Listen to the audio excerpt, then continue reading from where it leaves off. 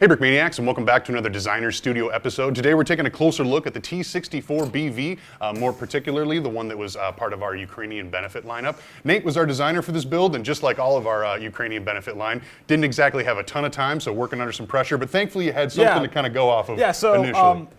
These are the T-64s, the old Soviet T-64A, and this is the newer T-64 BV. This is specifically made in Ukraine. These two are more or less the original chassis. I changed how the wheels were done. And this is more or less a similar design turret to the old one, but I had to completely redo the front because Yeah, obviously the shape is significantly different. This is the old one, this is the Ukrainian one.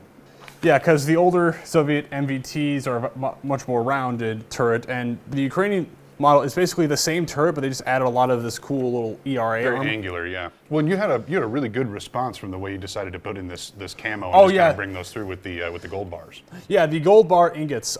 So the ERA armor is very, I'm not gonna say puffy. That's kind of a weird way of putting it, but it's very kind of like blocky, and we could really just like. I could see us doing us just printing a bunch of 2x4 tiles across the whole thing, but that doesn't really have the same texture to it, and I really wanted it to stick out. And having a lot of these gold ingots really just kind of makes the tank a bit more distinct looking. Absolutely. And I know typically for Ukrainian camouflage schemes, they're a lot more mundane. It's a lot of just like the basic tank with just a couple splotches. I kind of overdid it on the splotches, but I really wanted this to stand out visually. Sure. But yeah, there's also not a whole lot of printing on this tank because I really just wanted the camouflage to do the talking, because we got a little sight here, we got a little ammo box here, little log from the old Fury set back here, because in Soviet tradition, we gotta have the logs. As for the T-64 BV in general, the reason why Ukrainians had a ton of them is once the Soviet Union dissolved and Ukraine became its own country, one of the tank factories was located in Ukraine. Right, that factory was for the T-64, and it's like, hey, let's make a ton. Mm-hmm. So the T-64 BV is just a modernized Soviet tank, and I've heard very good things about it. Some people are like, oh, well, it's not very good. And they're like, hey, it's doing just fine against the other old Soviet tanks Putin's throwing at Ukraine right now. So, yeah, if it ain't broke, don't fix it. Yeah. If it's effective, put it to use. Yeah, they basically just made an older design better, and sometimes that's all you really need to do. And hey, that's kind of what I did for these guys. Translates into the model itself a little bit too, huh? Yeah. So working under the time constraints, did you run into anything that you were like, holy smokes, I really just need some more time on that, or was it a pretty easy transition? So the thing that kind of makes this model unique for me personally is not only was this my first MBT, this was my first modern kit. Oh, sure. So I also kind of jumped down that. Well, you don't get any more modern than what's currently being used. Yeah, no kidding. Mm-hmm.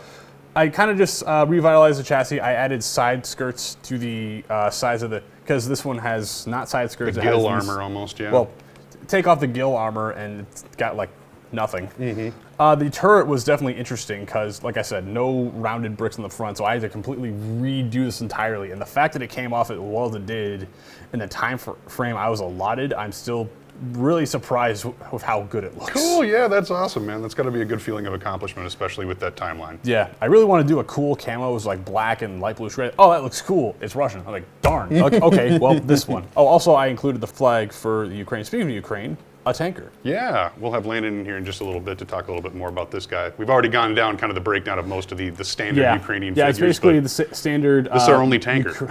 Yeah, this is the Ukrainian standard BDU from the Rifleman, but we just kind of removed the patches and just put on a gray balaclava head and the little 3D Soviet tanker cap. The Ukrainians have a specific tanker cap, but we didn't really have enough time to adjust, and this one works just well enough, so. Fairly close? Yeah. Cool. But yeah, that about does it for the T-64. Very, very cool. Well, there you have it. That's the initial Designer Studio episode, but now we're going to bring in Landon and talk a little bit more about this minifigure. Nate, thanks for checking in. All right, and we've already kind of taken a look at most of the minifigs in our Project Ukraine lineup, but this one is a little different because it is the only tanker in the lineup. So Landon's joining us to talk a little bit more about what makes this minifigure unique. Right on. Starting off, right off the bat, we got that M14 camouflage. Worked together with a friend of mine on Instagram, Detroitica. He came up with this approximation of that camouflage pattern. He's been working with different like computer algorithms to generate just big swaths of camouflage. So it was kind of a nice chance to get to work with him on that. And a great example of more people in the community Yeah. loaning their time and expertise to be able to make this thing happen. Yep. So thank you. Yeah, so that's cool, just getting to collab with him on that. The camouflage itself is a digital pixel camouflage in its own sort of unique to the country color pathway, I guess. I think there's like 5 different colors in there, which is pretty intense for a camouflage pattern. Some of them are really close together. I think we got a nice approximation going on here. And it's really tough to try to match these colors in Lego format. I bet. And especially with camouflage, with intricate camouflage patterns, the smaller you go, the more intricate you go. At minifig scale, stuff blends together even more than in real life. So we're playing. The printers did the UV printers did an excellent job on getting this not only a color match, but it's a kind of beyond color matching. It's like, how do you make it read as that camouflage at 1/35 scale? So there's a bit of increase in the contrast, increase in the saturation a little bit compared to maybe the real life examples. But what that ends up doing is making it read as the real life example better than it would be by just scaling it down. But if that makes any sense. Yeah, that's a process we've been kind of working on over the years. Especially with like textures in clothing, when it comes to like jeans or stuff like that, you've had to work with like making it not just disappear. Interesting. Right. So this is kind of a culmination of maybe a few years of trial and error of that. So I don't know if we would have been able to pull off something quite this intricate a couple of years back. So very cool. It's cool to see. And again, so that's a camouflage pattern developed and the uniform made in country, which is not as common to see in these kind of I don't know, like, not proxy wars, but in these kind of conflicts, right? Yeah, right. Bit war torn, yeah. Yeah, so it is interesting seeing their own country's gear. Same thing with the boots, that those boots are made in country. It's not just like NATO gear or Soviet gear, right? It is their own stuff coming into the forefront. So, which, as long as you're able to produce it, you keep using. Right. But obviously, if that production stops, then you got to go elsewhere. Yeah, so that's an interesting note. Soviet tanker, not helmet. Yeah, it's like a soft helmet. That is designed and 3D printed in-house.